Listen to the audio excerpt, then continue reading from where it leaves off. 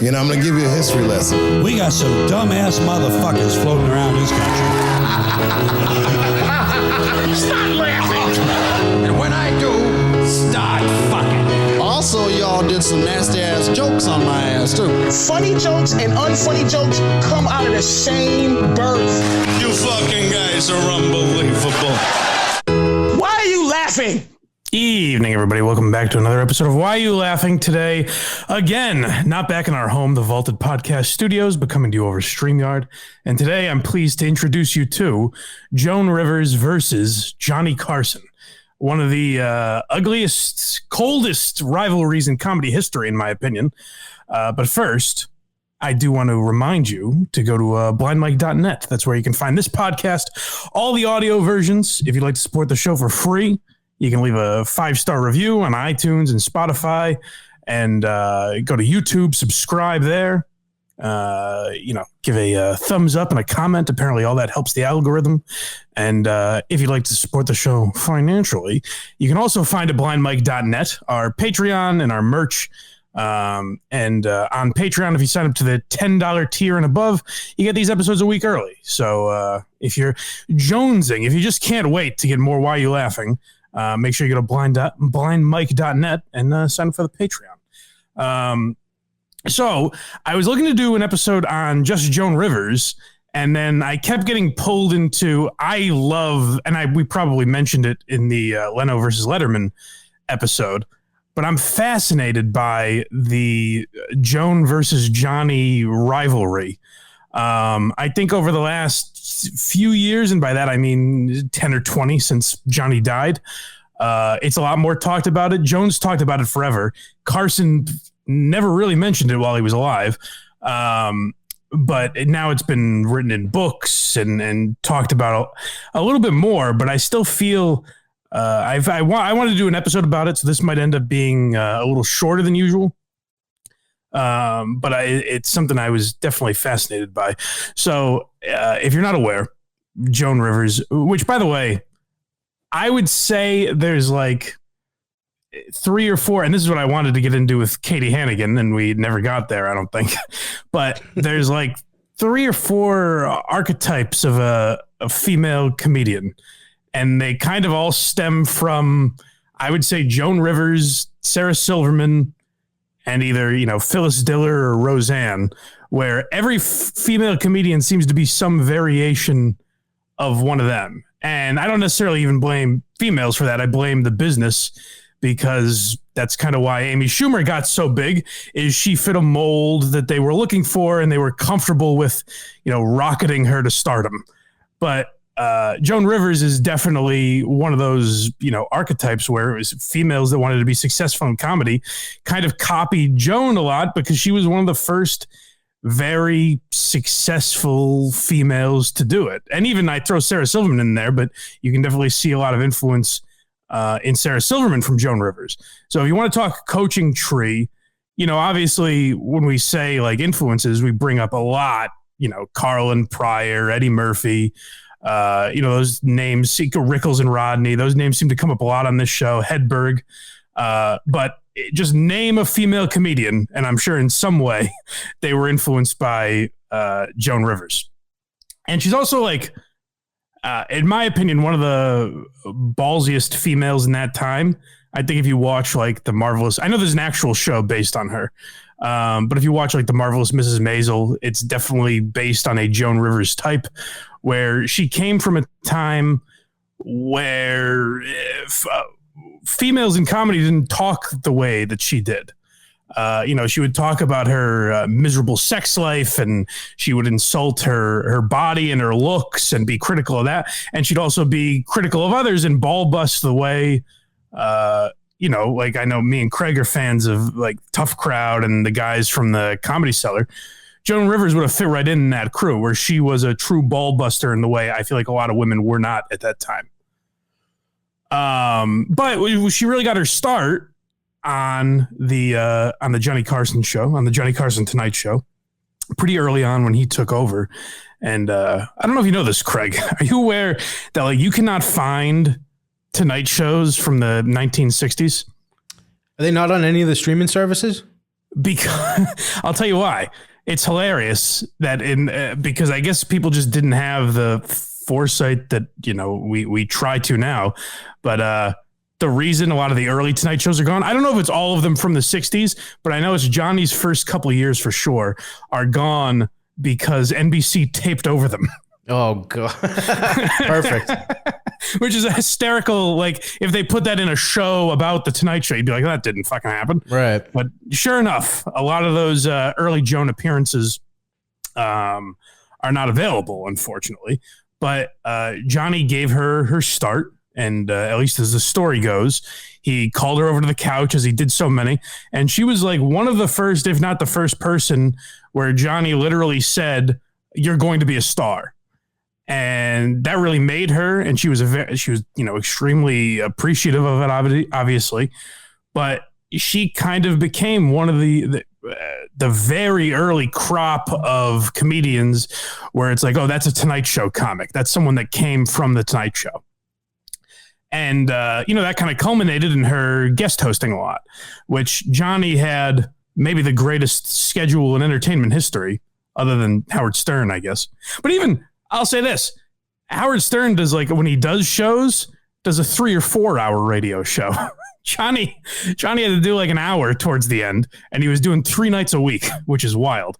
So they had to have regular fill-in hosts so that the audience could get used to them. And one of those was Joan Rivers, and she became very popular.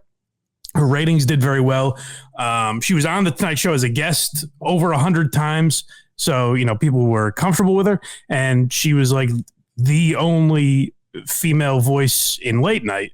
And it's funny because even now, like, people, talk about diversity and things like that. Joan was the only one at that time, and now there's none. So she wasn't exactly a trailblazer because, like we said about Norman Lear, people just fucking pulled the brush back over right behind her. Joan became regular host, which we'll get to in a second. There's a little controversy that goes along with that. But it kind of became known that she wanted all the, Gary Shandling, obviously Leno and Letterman, all those like young comics at the time that were hosting for Johnny, David Brenner. They wanted to either take over for Johnny or get their own show. That's just what happens, especially at that time. So the first clip I have is just Don Rickles to kind of drive home the fact that people started to realize that Joan, could go on her own and maybe be a little more successful. So let's hear for Joan was hosting, and old Donnie was her guest. You know what I mean? Johnny Carson's not here, and we both can be very honest. I think you can handle it better, as you told me.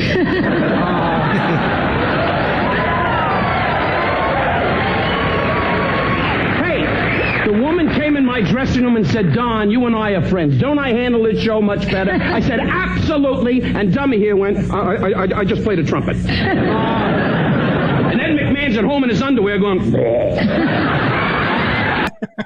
As a quick aside, my favorite part of that clip is that no one at that time had a problem acknowledging that Ed McMahon was just like a fall down drunk, I guess. There's tapes of Carson making fun of him where he's apparently drunk on air, which we'll have to play someday.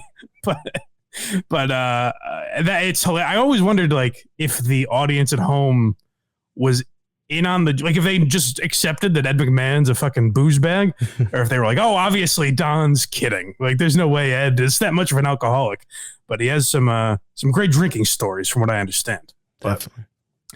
The reason I threw in that clip is because, like I said, it kind of just shows how comfortable everyone was with Joan as host of the Tonight Show, and people had it started to become the chatter that Joan was going to take over eventually. One thing that I didn't think was fair, it might have been Henry Bushkin, who I've started to really hate as we've done a couple episodes around the Tonight Show, because, we'll get into it in a bit. But I think it was Henry Bushkin that was talking about NBC getting frustrated with Johnny for not telling them when he was going to retire. And the way I look at that is kind of like, fuck you. Like, Johnny's the greatest ever. He doesn't have to say, oh, this is the date I'm retiring, because maybe he doesn't know yet. Like, why does he have to tell you? If you don't want to renew him, don't renew him. But if Johnny's, built up enough credibility by the 80s that if he just wants to decide tomorrow that he's going to quit, and that's eventually what he did, where he just dropped the bomb on them, I'm retiring in a year.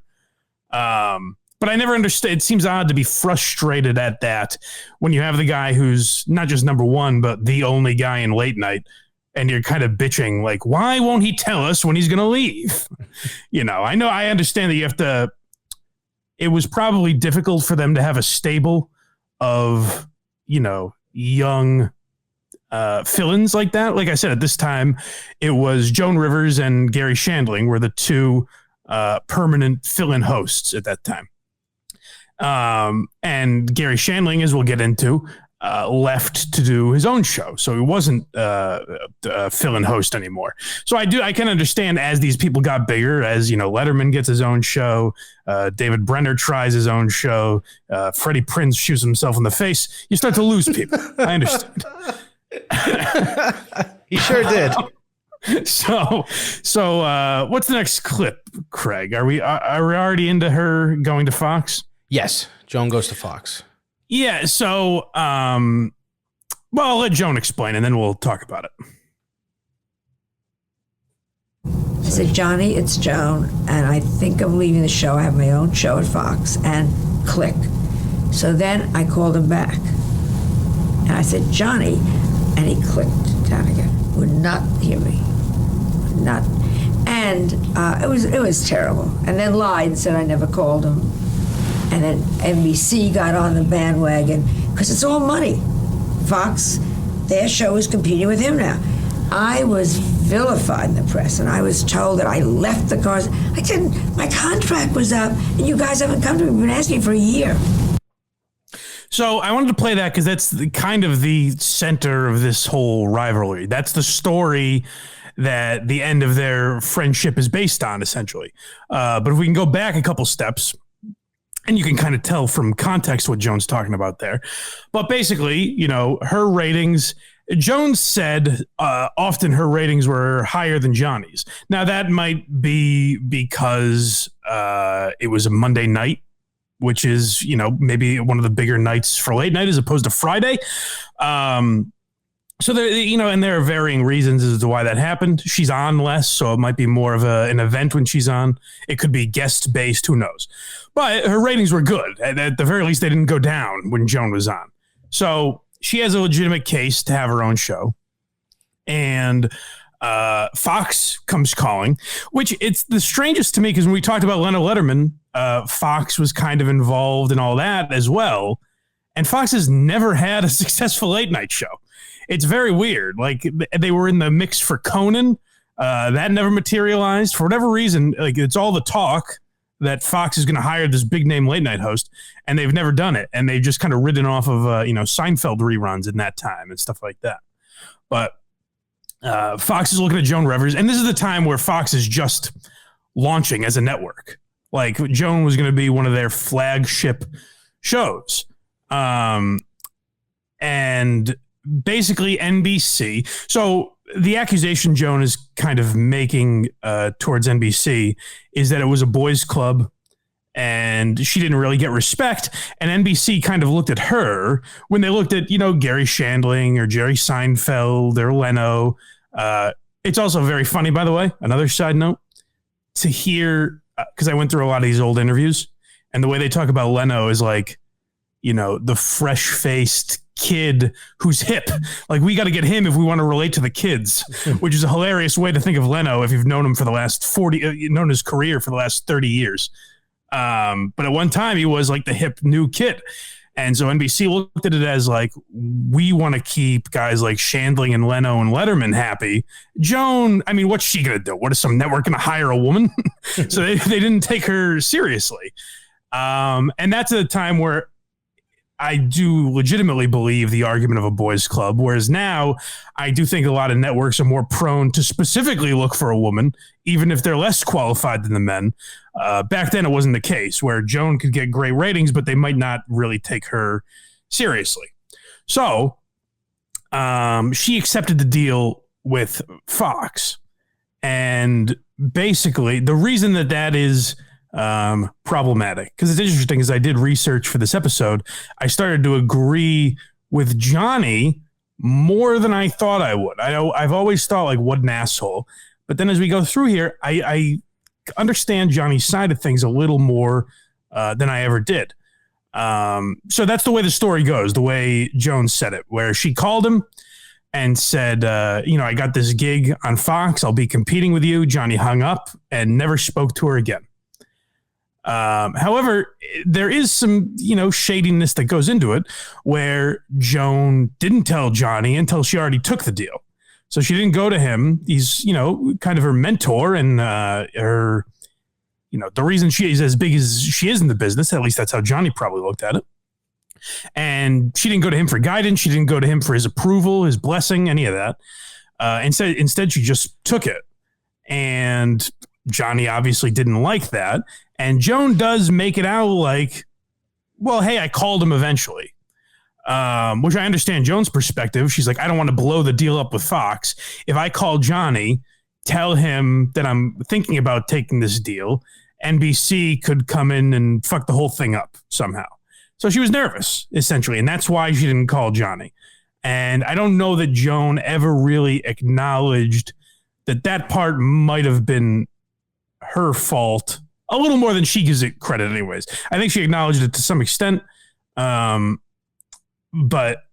I don't know that she ever fully understood, at least based on, interviews and things. I don't know that she fully understood why Johnny was as angry as he was. And, you decide as we go along. That's just the first step in all of this. What's the next clip? It's another Joan Goes to Fox clip. Okay, so let's just hear her give a little more of the details and all of that. We couldn't get an answer from NBC whether they were renewing me, which they would totally renew me. They were in shock when I left. But they just weren't coming through, and the money sucked. They were paying me peon money. Bad money. Not right. Weren't doing well. And Fox was starting the network, and they approached us, Rupert Murdoch and Barry Diller. And they said, when your contract's up, we will give you everything that you have now, plus 5-year guarantee and $15 million. When $15 million meant something, which was just over the moon money. And so we did it. And it was horrible for me. And when the deal was going to be announced, the first one I called was Carson. And he hung up on me and never spoke to me again. So it's interesting because she says that that's the first person she called when the deal was done, and doesn't quite understand, like, hey, that's the first person I called once the deal was done. I think that's the part she doesn't quite understand, why Johnny was so mad. It's like, well, you waited until the deal was done. What if I said, no, you don't have my blessing? I don't want that to happen. And maybe I will go to bat for you because I don't want you to compete with me. I'll go to bat for you to get you more money. You know what I mean? That's what I think a lot of people don't realize is, like, she obviously knows a hell of a lot more about Johnny than me. Maybe he wouldn't have helped her and she knew that. But I think people forget, you get so nervous in those situations that you don't want to ruin anything. And you forget, like, hey, Johnny's my friend to some extent, which we'll get into. I don't know how close they were or were not.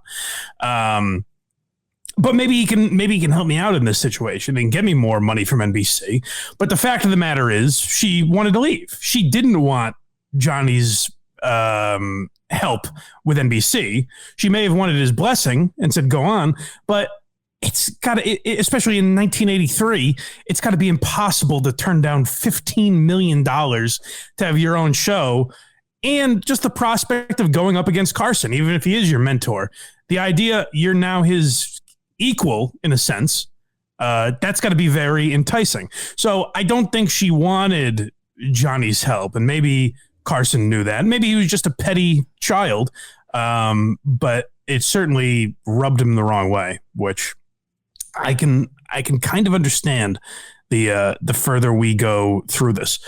Another interesting note is that Joan mentions, it might even be in one of the clips that we have, but she kind of mentions as a quick, like, throwaway that the reason she didn't go to Johnny before the deal was done is she knew that when either Johnny or NBC found out that people were trying to go up against her, it blows up and it does not end well for those people. And she throws out David Brenner. So David Brenner also had a late night show at Fox. It didn't end well. The ratings were bad, but I couldn't find any specific controversy as far as Johnny getting it shut down or anything like that. So if you know of that, send it blindmike.net. You can find where to send it to me. And the same with she threw Cosby's name out there, which Cosby as a late night host, I don't know if I really see. No. I mean, a lot of his activity was late at night, but he doesn't busy. Strike me. Yeah, maybe it's because I know him so well from the sitcom.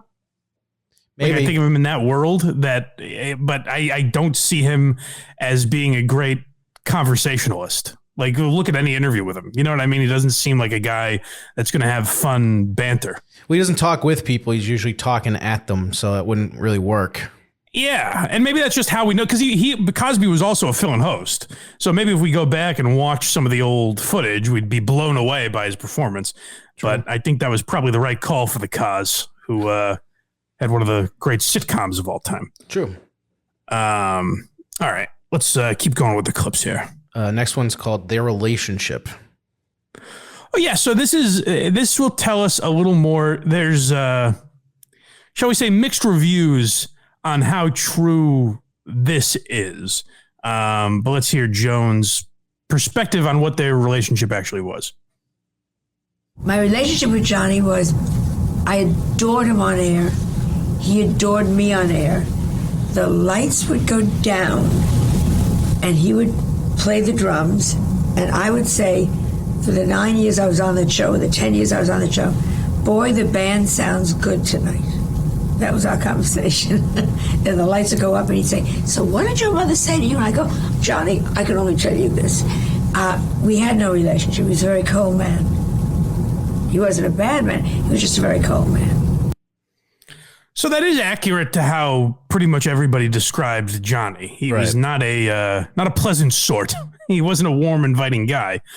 But I question that for a couple reasons. So it seems, by all accounts, Joan seems to be a bit of an exaggerator.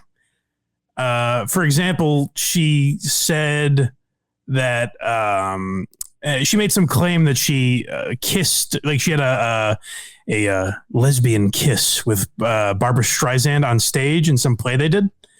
And then if you look it up, they were never on stage at the same time. Their characters were never on stage at the same time. So it's a weird little like lie or twisting of the truth to throw in there. So I say that to say that later in Joan's book, she wrote that her and Johnny succumbed to temptation and had a night of passion, which completely conflicts with that story that we just heard her tell, where they weren't particularly close off air, or didn't have any relationship off air. And there's also, like, you know, the origin of her relationship with her husband, Edgar, who was pretty influential in her career. Supposedly, they met through Johnny. Edgar knew Johnny, and he introduced her to Joan Rivers. So let's throw the sex thing out. Let's say that she was joking around or making it up or whatever. Let's say they never had sex. At the very least, they must have been personal on some level if, you know, Johnny's introducing a friend for her to date. You know what I'm saying? Yeah. So I don't know exactly what to believe there. I don't know how close they were off air. And if what Joan said later about them having, extramarital relations, then, which would be right to the both of them. Joan acknowledged she cheated on her husband and they separated for a time. And Johnny was a real dog with the ladies, from what I hear. So it would match both their personalities, but I think it would also, you know, add to why Johnny might be angry that they didn't talk beforehand. You know, like that would certainly be, hey, we have some kind of relationship like this. Whereas I think when you hear Joan tell the story we just heard, that might be more her rationalizing why she didn't go to him before the deal was made.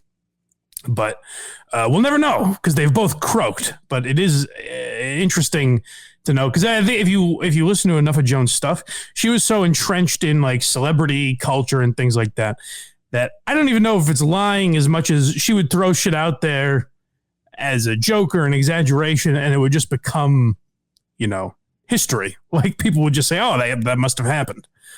All right, so let's hear another one. What do we got next? By default. I don't remember what this is, so roll the dice. Let's hear it. How did she come to I'm be sorry. Yes, I do. I apologize. So this is basically how Joan got the job as the permanent Tonight Show host. So like I said, it was her and Gary Shandling, and then it became just Joan was like the go-to lady after that. Now let's listen to this, and you tell me when we're done if you think it's it sounds like sour grapes after the fact, or maybe this is more what the reality of why Joan was thought of as next in line for the Tonight Show. Permanent guest host on the Tonight Show. By default. Pause for a second again. I'm sorry. This is I mentioned this in the Leno versus Letterman episode. This is Peter Lasalle, longtime executive producer for the Tonight Show, and he is very slow-winded, long-winded. He takes his time with answers. So I always try to include as few clips of him as I can, just because it takes so long to get to his goddamn point. So I apologize for all the pauses. Yeah, but this is Peter Lasalle, so just bear with him. He has a lot of knowledge in that head. He takes his 15 and stretches it to 26, 27. He certainly does. I had it down to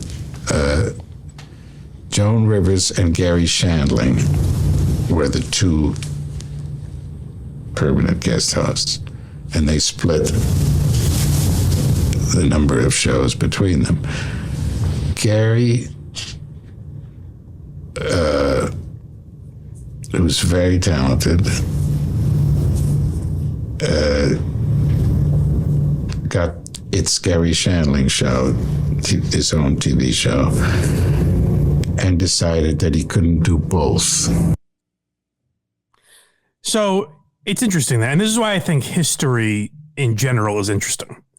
Because very often you'll hear direct quotes from a time where there were no recording devices or anything like that. Or it was very limited, or even just talking to people, you'll hear, he said this verbatim, and there's not a recording of it. It wasn't written down or anything. We're just going off of people's memory. And so this is the thing I think is fascinating about memory and people's slants on things. If you listen to an interview that I think we'll play a piece of later with Joan Rivers and Henry Bushkin, who I mentioned earlier, they'll tell you Peter Lasalle is a fucking moron. He had nothing to do with anything at the Tonight Show. It was all Freddie DeCordova, and Peter Lasalle just said what he had to say to keep his job, basically. Now, other people will tell you that Peter Lasalle is a genius to the point where David Letterman would only go do his CBS show with Peter Lasalle as executive producer. I would imagine the truth lies somewhere in the middle, but my point is that it's impossible to know because we're going off people's opinion. And I think you hear a lot of Peter Lasalle's opinion there where he didn't really like Joan necessarily. Joan wouldn't have been her choice, but was Peter Lasalle the one guy deciding that? I don't know. So I don't think it's fair for him to say Joan got the job by default, because that would imply there were only two Americans that could possibly have hosted the Tonight Show when Johnny wasn't in. And well, by the list I've already given you, we know that's not the case. So obviously there was something to Joan. Like it's really, I think that gives credence to Joan's boy club argument when you hear Peter Lasalle say, like, well, I had no choice. We had to put her in there. So, yeah, I think there were a few comics working that would have taken that job if you really thought Joan sucked that much. So I don't think that's a fair assessment by Peter Lasalle. But he was in the trenches. He knew why those decisions were being made. So there's definitely something to that, I think. And what's the next clip titled? Because I think Joan's material. Yeah, so we dive a little more into that. Peter LaSalle talks about why he felt he was kind of forced to put Joan in there, but wouldn't have necessarily chosen her if he had his druthers. I told her that if she was to become the only guest host, she had to try and change her material. I was sick and tired of all the same sex jokes. And she said she would do that. She could do that. Because Joan's a very intelligent woman. It's just her material is the lower level than I would have liked. So I said the only way that I would give her the whole thing was if she would raise the level of the comedy she was doing. Well, she never did. I got LaSallied. I thought he was done, and I started talking, and he was back. It's a good phrase, LaSallied. Just any long-winded. Get to the point, Peter. We got it. You didn't think she was funny. We understand. So basically what he's talking about there. And you know what? I have to say I found it to be true as I was going through a lot of Joan's Tonight Show sets. She was a little one note. Now, you could argue Don Rickles is a little one note as well. And he would fill in on the Tonight Show a lot. I've never heard Rickles linked to actually taking over the Tonight Show. Like I said, he would fill in a lot. He was a very frequent guest, but I don't know that they had ever had talks of like, will Rickles take over for Carson? Because I think they were probably trying to go a little younger also. But I'd be interested to hear Peter LaSalle talk about someone like Rickles hosting the Tonight Show versus someone like Joan. Because again, we talk about the idea that Joan kind of had a target on her back because she was a woman. I think there's something to that when you hear LaSalle talk about her material versus maybe some other people that hosted the Tonight Show. But to be fair to old Petey, like I said, as I went through a lot of her Tonight Show clips, it was a lot of I'm not getting laid type of stuff. My husband doesn't even want to look at me. I'm getting old. I'm ugly, that sort of thing. It was a lot of attacks on her appearance and her sex life. So I can understand looking at that and saying, well, we do a lot of, political jokes and topical jokes about the news. We have to have segments, 5 nights a week. We're going to have authors and musicians on the show. Is it all going to be, sex jokes, or can she kind of step out of that mold? Now, my argument to both sides, and I think this was proven later, would be that Joan probably shouldn't step out of that mold. She was one of the first to do it. She's one of the best to ever do it. And so she's probably better suited to finding things in her lane. Now, that's easy to say now, where we have 50,000 streaming services, and you can just do some obscure show that, 10,000 people watch and it's considered successful. That wasn't the case in 1983, 84.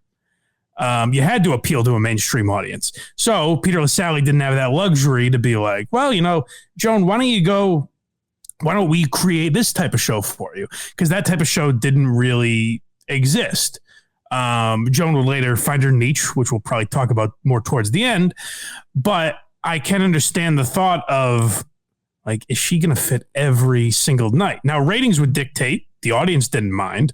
But I think Peter LaSalle is looking at it from a long-term perspective, not having someone on once a week, but having them on 5 nights a week. And LaSalle, as he says there, was goddamn fed up with it. He had enough. So let's keep going. What do we got next? Well, we unfortunately have just one more Peter LaSalle.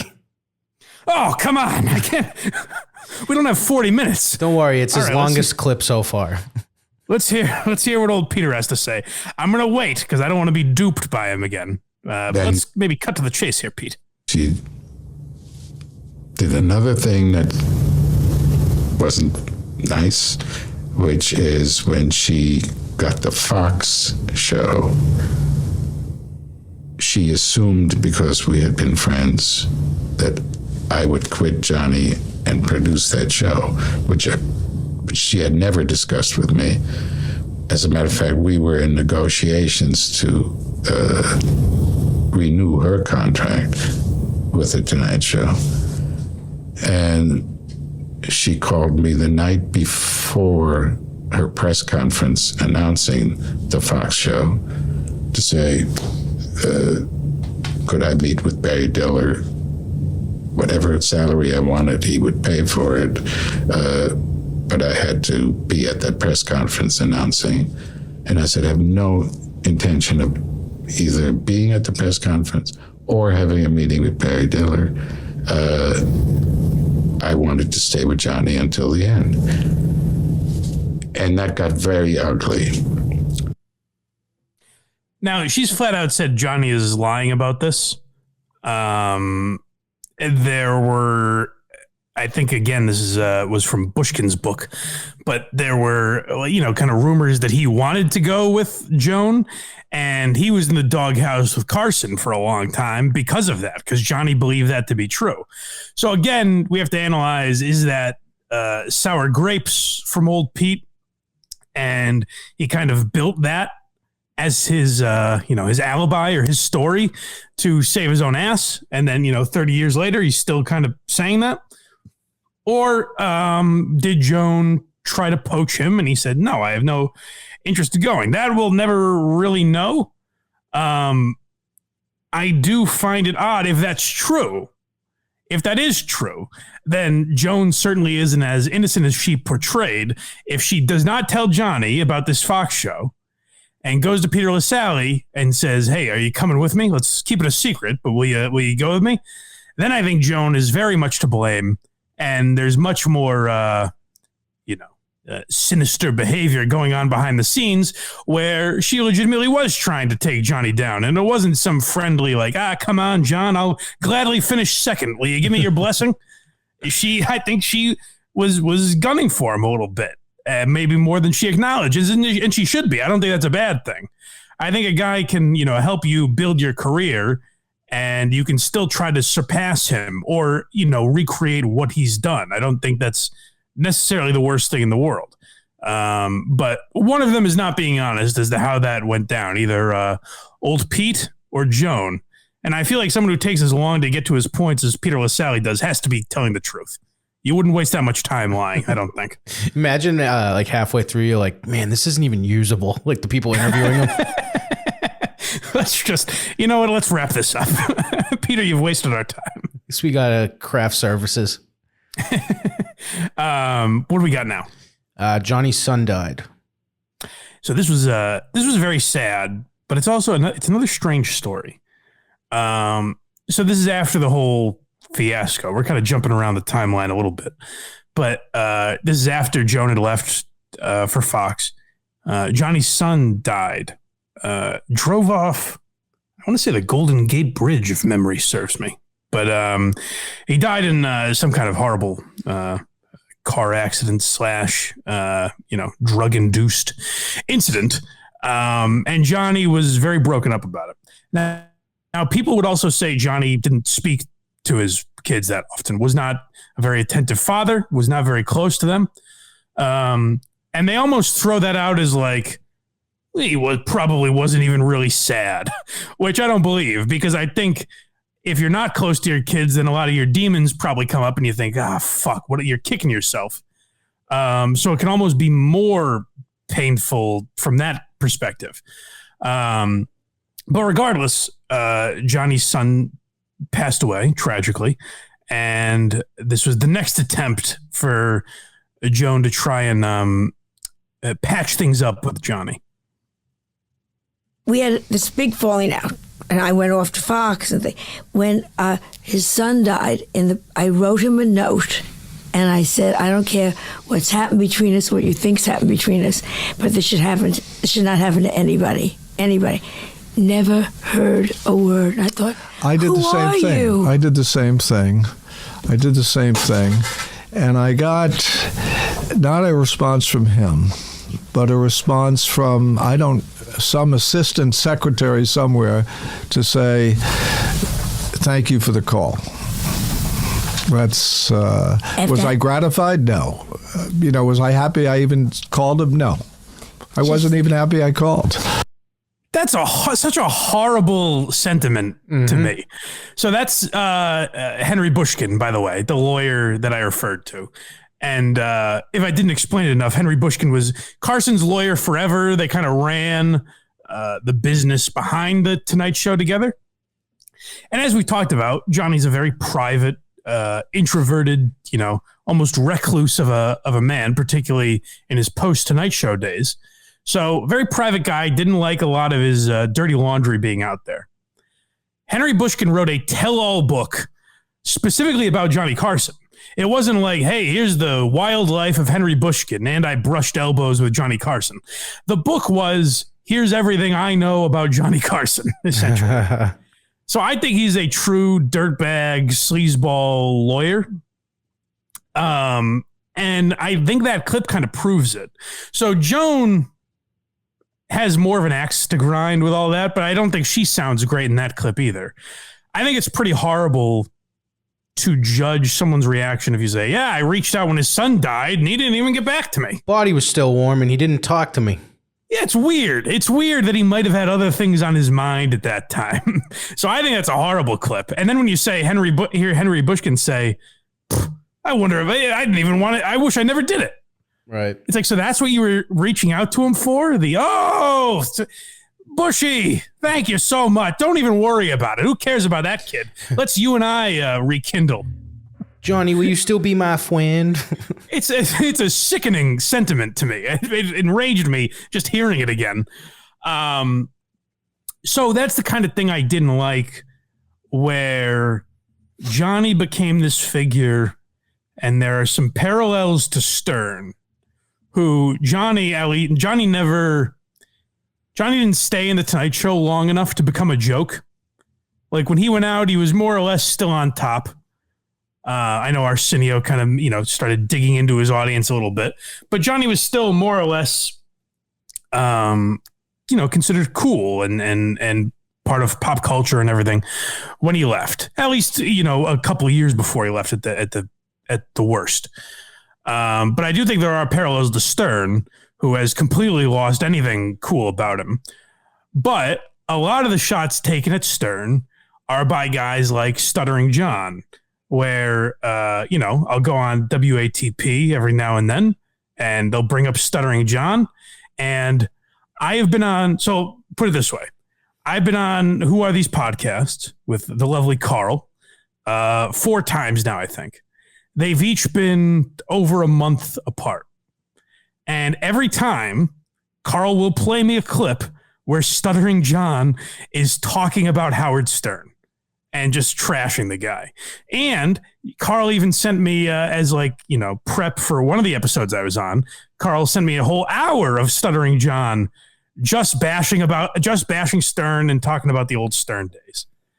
So I do think Johnny was at that level where he kind of had these hangers on, where that became their life, was being part of that show, to the point where Henry Bushkin wrote a book, not about his life, but about the Tonight Show and controversies surrounding it. So while I do think there is some, darkness that we didn't know about at the time with Johnny Carson, and I think there's certainly some tawdry stories out there, and maybe some salacious gossip. But Johnny did also have a lot of people that, that was their life. And so when it went away, or when he cut them off from it, they didn't have anything anymore. So now what they had is bashing Johnny. Now, Joan obviously had a hell of a lot more. She had a fruitful career and is genuinely just bitter that she lost a friend and a mentor, I think. But I just wanted to say that about Henry Bushkin, who I think was a real horrible asshole. He does not come across well. I hope his name is Henry Bushkin. I keep thinking, in the back of my mind, it's Harry Bushkin, but I'm pretty sure it's Henry. Anyways, what's the next clip? We have Johnny's personality. It's an audio clip. Oh yeah, so this kind of goes with what we were saying, where Johnny's an introverted guy. How dare he have an assistant say, hey, Johnny appreciates it. You know, before the funeral, Johnny may not have been ready to talk about his kid dying. But this is kind of him explaining where, you know, a lot of people took it as he was a real heartless asshole. And that may very well have been the case. Enough people have said it that I'm inclined to believe it. But this is also an element that I believe, and, you know, to a far, far less, you know, 1/1,000,000th of 1% of the extent. But I can relate to this where I've had people think I'm, you know, I think I'm like above them, or I'm like looking down at them in some way. And the reality is I don't make eye contact with people. I don't like being in social situations, and I'm just a weirdo. So this is Johnny kind of explaining that from his angle. Basically, I'm a shy person. I mean, some may first sound strange, but I am inside. When you're young, people call that being standoffish or being conceited. They don't understand that you're uncomfortable. So I probably hide a lot of that personally, but that doesn't mean that you're hostile. That you're cold. And Ed McMahon says Carson packs a tight suitcase. I read that. I guess that means you keep your emotions and your personal feelings sometimes under check, and that's true. He said you have difficulty showing your emotions. Probably, yeah, probably true. I think I'm better at it now than I was. So that's for a guy like Carson, who people said kind of never really acknowledged his demons, and would I will say the ability to cut someone off entirely, like the ability to hang up on Joan Rivers and never speak to her or address her again, that is heartless to some extent. But I do think that part of it comes from a place of being a standoffish, introverted weirdo, the way you kind of heard him described there. And I think that that's, you know, while it's not incredibly philosophical or anything, that is slightly deeper than I would expect someone like Carson to get, especially back in the day where, you know, you were a pussy if you went to therapy, that sort of thing. You know, that's more diving into your true personality than I would have expected a guy like Carson to do. But let's keep going here. This is probably because Peter LaSalle, we're going longer than I expected. So let's start churning through these clips. This is Boys Club. Yeah, so this is a little of Joan just talking about what I've addressed a little bit before, but let's hear her perspective. My numbers were amazing compared to his, and they didn't even invite me the first 2 years to the cast party or the Christmas party. Yeah, he felt I was always very hurt. And then we were trying to get my contract renewed, and they would I guess they just figured, where's she going? And they didn't renew it, and that's when Fox came to me. Yeah, and I think there's something to that, but I also think there's something too. Listen, if you hear the way she talks about her ratings, she goes, my ratings were amazing compared to his. That's to make the Howard Stern comparison again. And I hate to do this because Joan is genuinely a legend. Like, she carved out her own career completely and was incredibly successful. So I'm not comparing her to Stuttering John. It's just the best example I have in my back pocket here. But if you hear Stuttering John talk about the old Stern days, he'll say things like, you know, it was Howard and Robin and Fred and me. Like, he'll put himself on that level. And he thinks the Howard Stern show was successful in large part to Stuttering John, where the reality is they would have found some other asshole with, you know, a different, disability or whatever to ask celebrities questions, and the Howard Stern show probably would have been fine. So the only comparison I'm making, again, Joan, a lot funnier than Stuttering John, but the only comparison I'm making is her saying, like, my ratings were phenomenal compared to his. It's like, well, it sounds like you're not acknowledging that a lot of that still has to do with Johnny. No kidding. You know, people are still turning on the Tonight Show because it's Johnny Carson's Tonight Show, not because, I heard Joan Rivers is guest hosting, you know? So there's a little bit of that in Joan, which, again, I can understand, because if someone just cuts you off like that, that builds and builds and builds. This is not what she was saying in 1985. You know, this is what she's saying in 2005 after it's built for 20 years, where eventually she's just like, this guy's still not calling me back. Fuck him. I think by 2005 he was dead, but you get my point. All right. What's next? Book dedication. Yeah, so this was this is a clip of her on the Tonight Show, and let's just hear it and we'll talk about it. Are you sentimental about things? I'm very sentimental. Look at the dedication of the book. I know, it's very sweet of you. Yeah. It was very sweet of you. You talk about you didn't have to sentiment. do that, but It's two. says, she does your baby, and then you have a dedication. Can I read it? Sure. It says to Edgar, your husband. Yeah, I have to do that. Who made this book happen. Who made this book happen, and to Johnny Carson, who made it all happen. Yeah. Well, that's very sweet of you. That's right. Of course, I didn't make it all happen. Oh, yes, you did. I can only take credit for putting you on the show, but I did say one thing that night, which I have seldom said on this show over the years. You finished your routine, and you were devastating, and the audience was just falling apart, and you walked over and sat down, and I said, you're going to be a big star. I remember. And that's something you don't say because it always sounds like, you're just... And I looked behind me. I couldn't believe you were talking to me. Yeah. And so that shows, I think, what their relationship meant to each other a little bit. Right. But the thing I find interesting about that sentiment, like her dedicating the book to him and him, kind of being honored by that. I think that's sort of where the, hey, thanks for giving me my start ends. You know what I mean? Like, I don't think, like, Joan literally dedicated her book to him and said, you made my life happen.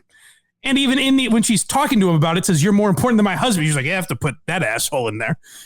Like, you're very important to me. I think that's kind of where that ends. She certainly acknowledged it. So she doesn't owe him more than that, I don't think. Like, she doesn't now owe him not taking $15 million to host a competing show. Does that make sense? Yeah. But on the flip side of that, I think also, if you do respect this guy so much, I think you call him before the deal is officially made. So I'm still, as we go through here, I'm still torn on where exactly I stand with these two, because I think there should have been some common ground where Johnny certainly should have been pissed at her, probably. But the idea that he never spoke to her again, and it clearly meant so much to her, that's extraordinarily harsh. Like, that's a harshness that I don't think a lot of people have, where even some of the blackest hearts, if you answer the phone, the ball is to hang up right away. If Joan calls you, I'll at least pretend like, geez, I didn't see a call before. I'm sorry. You've trapped me, so I have to be somewhat polite to you. Right. It's a coldness I can't even imagine that Johnny has. Yeah, I can't do that unless you like really do something to like a family member or something like that. Not just take a job. Yeah, it's also tough not to acknowledge that. Like, if they never spoke to each other, but Johnny was kind of doing bits like "fuck Joan" sort of a thing, then that's at least acknowledging her. To completely like just wipe her like as if she never happened, wiped away. That's a very interesting mindset to me. All right, let's keep going. Fox cancels the show. Yeah, so the show is apparently actually, I think that I was about to say it was a disaster. I don't think that's necessarily true. There may have been some other reasons at hand, because at least early on, Joan was kind of doing decent numbers. She was finishing second, but I think that's a lot better than people expected. Like, and Fox's goal was probably, just taking a chunk of Johnny's audience. So the real trouble was, I guess, her husband, Edgar, who was integral in this whole process. And, let's just hear why the show eventually came to an end. They did was, and it was Edgar's fault too, they wanted complete control. Edgar wanted complete control. Edgar hated Barry Diller. Barry Diller hated Edgar.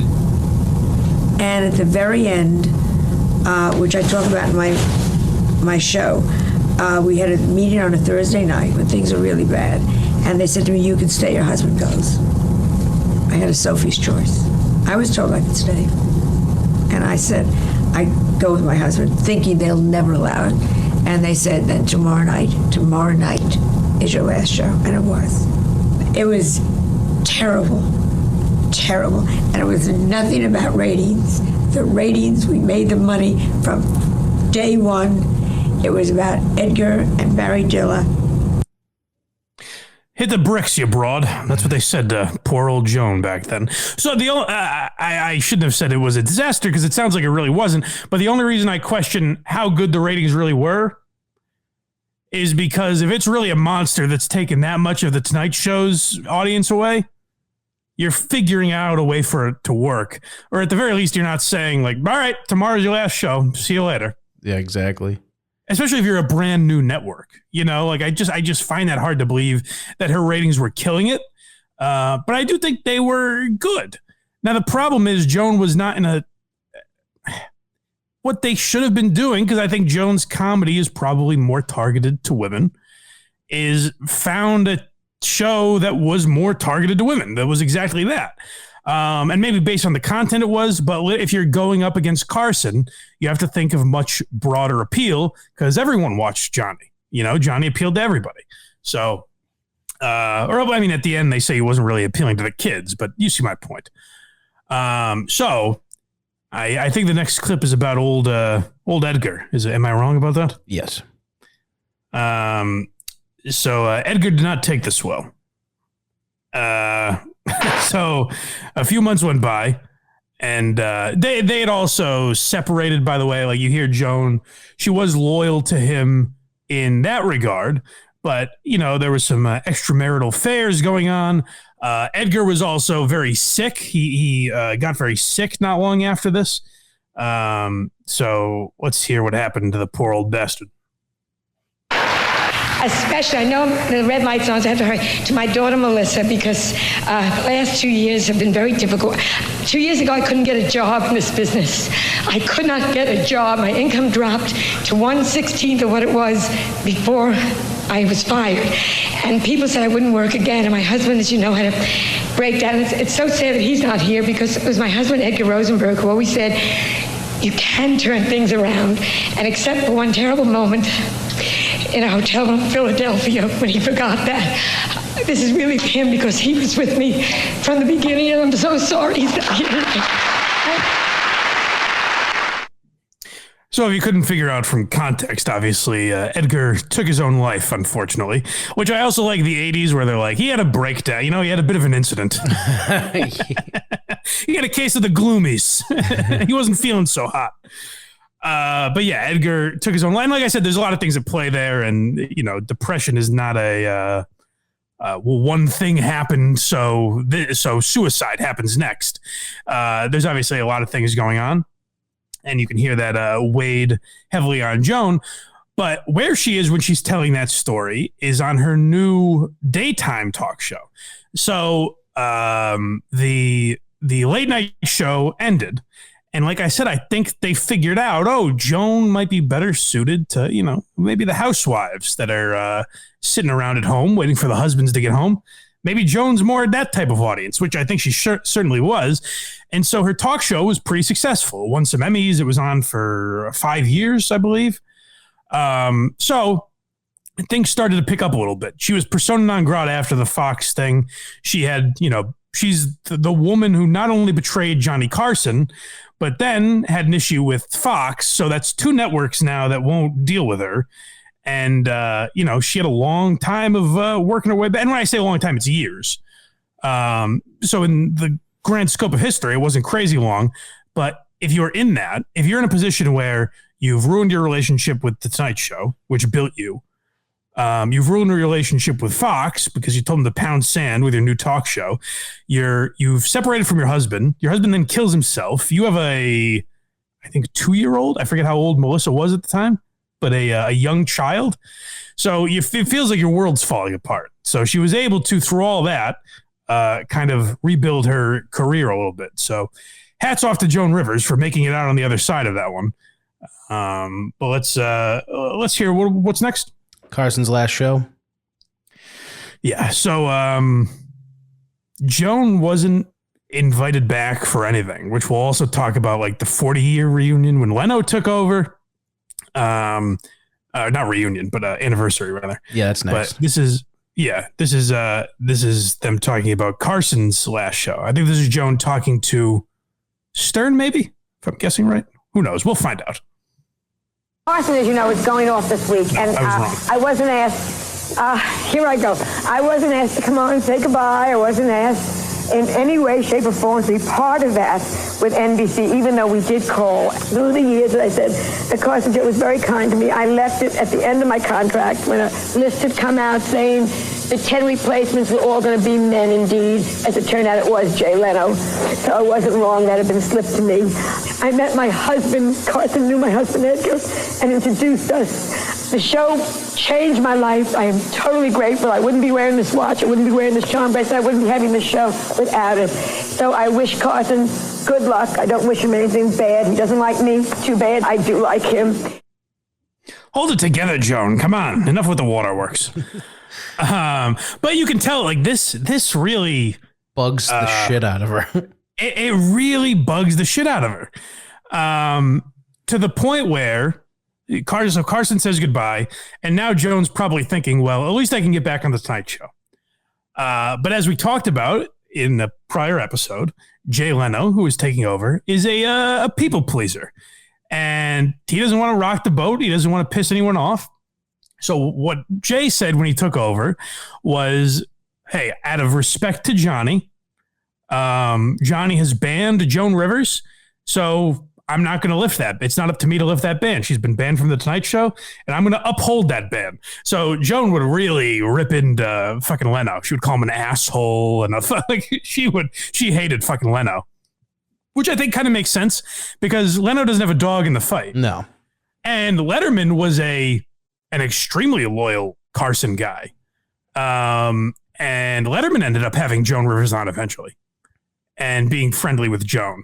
So it doesn't make a lot of sense to me why Jay would uphold that ban, but now this is her talking to Howard Stern, I believe, about the 40th anniversary of the Tonight Show. So Tonight Show had been on for 40 years. Johnny was 29 or 30 of them, I think, and even 30 if I remember right. So maybe even, goddamn, was it longer than that possibly? We'll do our research. We'll have it in the corrections department next week, folks. But this is Joan talking about the 40th anniversary. And later, America joins Jay Leno to celebrate the Tonight Show's 40th anniversary. Be there for the historic premiere of the new Tonight Show set. Are you invited to the 40th anniversary of the Tonight Show? They pretend it never happened. It's like Russia. Yeah. No. You're not invited? No, of course not. Shocking. Steve Allen, 100 years old, is invited. When they had the vinyl show, they didn't put me on. You know that. Oh, for God's sake. Oh, it's so stupid. It doesn't It's ridiculous. Yeah. Yeah, so very strange that Leno wouldn't even have her on for that. But I think it was kind of a thing where, at least as long as Johnny's alive, they weren't going to have her on. And then after Carson died, it was interesting because Joan said, you know, even if they invite me on Leno's Tonight Show, I don't need them anymore. Like, I don't need the Tonight Show. Is there anyone watching the Tonight Show who doesn't know who Joan Rivers is by that point? So fuck them. I've built myself up. They told me no forever when I wanted to come back. So now I'm kind of telling them no. She would eventually do Jimmy Fallon. She liked Fallon, I guess. Fallon invited her on for his first show. She made a brief appearance, and then I think a month later came on as like a guest, like to do panel. And it's kind of nice because so she went on Fallon's Tonight Show the year she died. She passed away in September of 2014, and I think she was on in February of that year. So thank God she got in right under the wire. She made her big return back to the Tonight Show. Also, if you go watch Joan's like documentary, and there's a story about how she died on the operating table, very sad. Truly sad for a legend to go like that, or anyone, I guess, but especially someone that's funny. But she got in under the wire, and she made it back to the Tonight Show eventually. But what else do we have for clips? It's our last one, Johnny's grave. So this is brutally sad. Let's play the clip first, and then I'll tell you a little more about it. Did you do something wild and visit the grave of Johnny Carson? Yeah. Did you go to Johnny Carson's grave because it was a good thing to do for television? No, or did you really feel like you needed to go there? It's come up again. I don't know. Oh, because they did this stupid documentary on him. Right. So suddenly the whole thing is coming up again. Stupid. Stupid. And and you get very angry. At one point, somebody called me, and again they're saying like, I didn't really call him. All the lies are back, and I got so angry. Johnny's an asshole. Why do you care about visiting his grave? So I said, I'm going to his grave. You know, I'm going to go and dance on his grave. Oh. We had just gotten great numbers for Joan and Melissa, and we gotten great numbers on his fashion. You know, it's like, fuck you, I'm going to go dance in his grave. So of course, the reality show is right with you. Right. So I go to the grave, and it's one of the episodes. I don't know which episode. I got so upset. You did? Really? Yeah. What happened? You cried? Yeah. I saw the episode. I saw the cut the other day. I guess I get it. I mean, Johnny Howard, really gave you your big break. Big break, and I adored him. And I still he was to this so mean day. to you. Why? My favorite part of that clip, by the way, is Joan saying I was going to go to his grave, and Howard going, "Why?" And she goes, "I was going to dance on it." And Howard and Robin both go, "Oh, okay." Two true assholes. And Howard, like Joan, as we've gone through, has a legitimate reason to have held a grudge with Carson for so long. Howard hated Carson out of jealousy. He just wanted to be Carson. And he never had that acceptance until he was all washed up. So Howard had a real bitterness towards Carson that kind of came from nowhere. But Joan obviously had a true gripe and was kind of going to say, like, hey, fuck you, Johnny. And then, when she got there, realized, like, no matter what I think of this guy, he did a lot for me. And there's a chance I wouldn't be, especially in that time. Now you can say there's so many venues for people to get their voice out there that maybe it would have happened eventually. Like if you get famous now, whether it was on this platform or that platform, you hopefully would have found your way. In the 1960s, especially for women, you could legitimately make the argument that if it wasn't for Johnny Carson, we wouldn't know Joan Rivers' name. Because, where else? I mean, you could say maybe she'd pop up on like the Dean Martin roasts or something like that, but there's very limited options for someone like Joan to have gotten famous at that time. So you have to be thankful at the end, no matter what he did to you, you have to be thankful for Carson at least helping you make your career. And I think that all hit her when she went to the grave. The video, the quality that was on YouTube wasn't great, but if you do go watch that reality show, the clip from the reality show on the E! Network, I believe, it's sad because you just see how like she went there with one intention and then just completely broke down. She was like, fuck, I can't do this. So in the end, like I said, Joan had an amazing career. She was on every red carpet bashing celebrities and how they dressed. She was a staple of the E! Network. She pretty much was that channel for a period of time. She was so famous that she made her daughter famous, like Melissa Rivers has a career because of Joan Rivers. So at the end of the day, it all worked out for Joan, I would say, but it is sad that there was never a resolution to the end of that. Like, the reason I want to talk about this particular story is because you could break it down, and I just spent basically an hour and a half telling you about one phone call. So maybe I dragged it out a little bit, but the reason it's so compelling to me is because I think it's just a message that, like, if you hold on to certain things, then it's just going to sit with you forever. You're never going to get to resolve them as much as maybe you think someday you will. So it's an interesting lesson about life, I suppose. And what a curmudgeon Johnny Carson was. That's the other interesting takeaway from it. This is the big takeaway. Yeah. So someday we'll do a deep dive on what an asshole Henry Bushkin is, but we'll save that for another day. I think you heard it in that clip. And it is Henry Bushkin. I looked it up. Thank God. That would have been so embarrassing. If I said, because I said Henry a good 200 times. Yeah. So, all right, everybody. Like I said, go to blindmike.net. That's where you can find our Patreon. You get Why Are You Laughing episodes a week early, as well as, I should say this more often, because the aforementioned Who Are These Podcasts Most of our listeners obviously come from the Kirk Minahan show, but we have at least one from Who Are These Podcasts? We got a few, and actually. He's this one subscribed to the Patreon, and he reached out to me and said, Mike, love Why You Laughing to the point that I've done a deep dive on it. I listen to every episode. And I said, you know what? I need the episodes a week early. I got to go to Patreon. And then he goes, when I went to Patreon, I watched the Blind Mike Project. What the fuck what is this? I don't understand any of it. I thought I was going to get more Why You Laughings.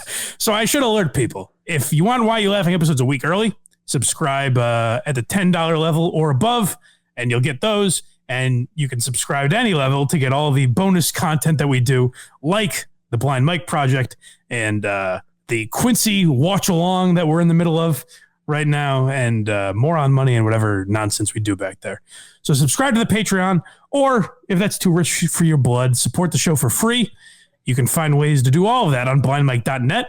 And for the Craigster, you can go do the same for all of his programs on verygoodshow.org. Is that correct? That is correct, sir. Thank you. Alrighty. That's it, everybody. We'll talk to you guys next week on another episode of Why Are You Laughing?